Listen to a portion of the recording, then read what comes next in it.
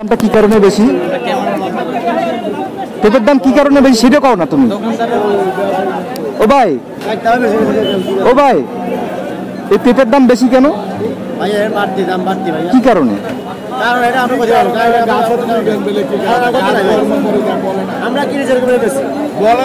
গরম এর থেকে বড় বড় গরম গেছে।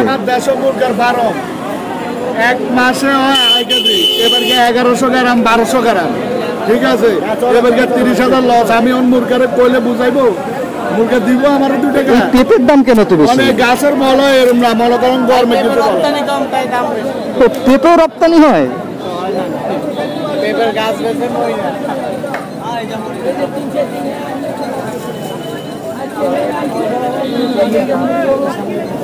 পেঁপের গাছ মরে গেছে, ভালো লজিক তৈরি করছো।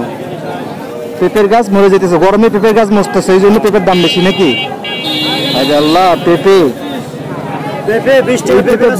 20 টাকা কেজি মানুষ নেয় না।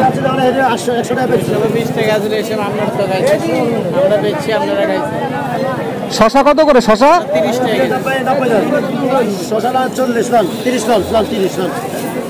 30 না, আর কম কত? হ্যাঁ,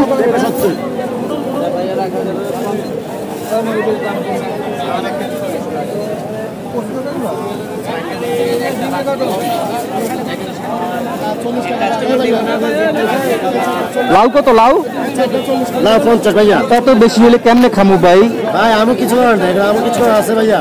আমরা যে কিলো লাগে বেশি দিয়া বেশি দিলে 1 কেজি দেন। লাউ কত করে দিতেছেন?